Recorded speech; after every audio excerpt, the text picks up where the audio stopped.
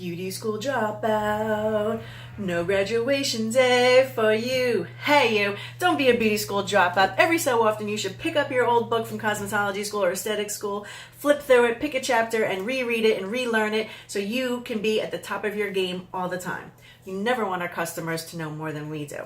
If you were like me, when I went to school, we learned more about making pads. I could make 20 cotton pads a minute and I still couldn't tell you the layers of the skin. That's just the way school is sometimes, so you have to really take your learning and your education into your own hands.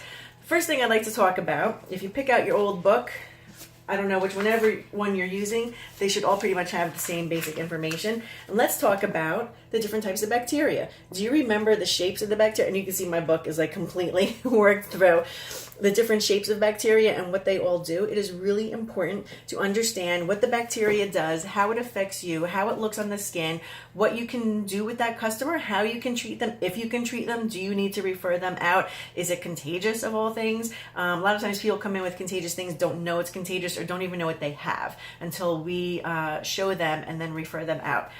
So really make sure that you know what you are looking at and what it looks like on the skin. And now, since we're talking about bacteria, the next thing I'd like to talk about is sanitation. A lot of people have wrong ideas and forget what it really means to sanitize, disinfect, and to sterilize something. So if we're going to say that something is sanitary, it is clean to use, it is free of germs. Like when you wash your hands with soap and water, they're sanitary. Are they sterilized? No. So to sterilize something means that it is free of bacteria.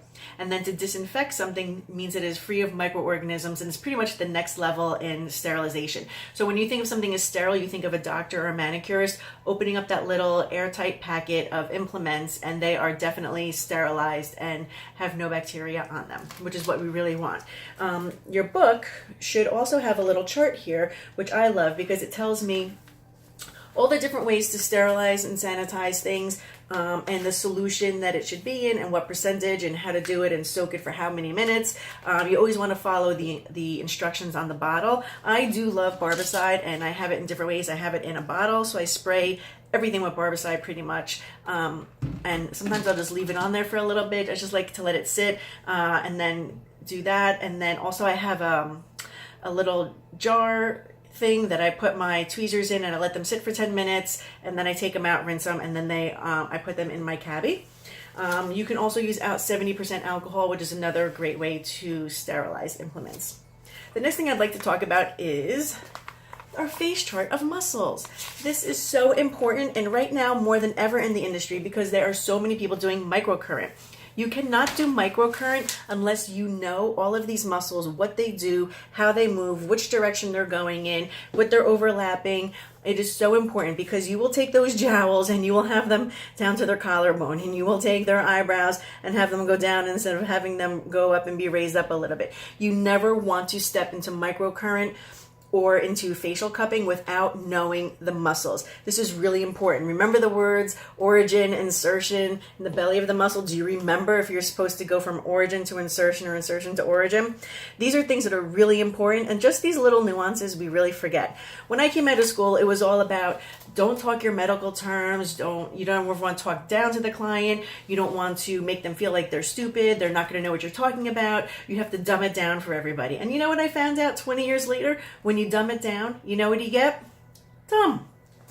Know your muscles, know the right words for them, and know how they operate.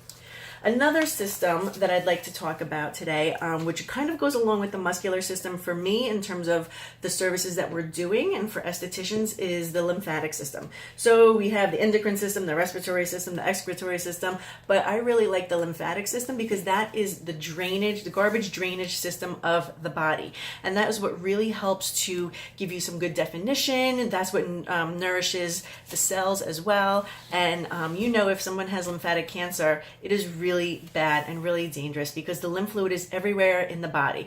So it's really incumbent upon yourself to educate yourself about the lymph system, learn a little bit of lymph drainage, especially just at least for the face and the neck and chest area. You don't have to do the whole body. It's really, really important for us to know these systems. And this is just basic things that we learned in school that we just never went over again or we forgot. It's very easy to forget these things. And another thing I like to do is I have this little skin flip chart. I bought it on Amazon, couldn't even tell you what brand or what, but I like to keep this out for me as well as for the clients. And I just flip it over and it has a great diagram of the skin here, and it has the layers of the skin in case you ever forget, and it really goes down, and then it gives you a nice cross section as well.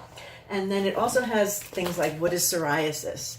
This is great for, especially in the wintertime, to have something like this out so people can really see what's going on with their skin. They don't know, and a lot of times we don't even know, but to see it in a picture or a little video within the Langerhans cells and how important they are, most estheticians don't even know what the Langerhans cell is. And it's really one of the most important parts of the cell because of the health and the repair of the cell. This is kind of where it all happens. I'm really a big fan. I love all my cells, but I really love the Langerhans. And then, of course, skin cancer. So this is a really great chart and a really great tool that you can use for clients as well as yourself to help remember what we were taught, because it is just so hard to remember everything. And we're always going through new things. So this is a really great way to keep from being a beauty school dropout.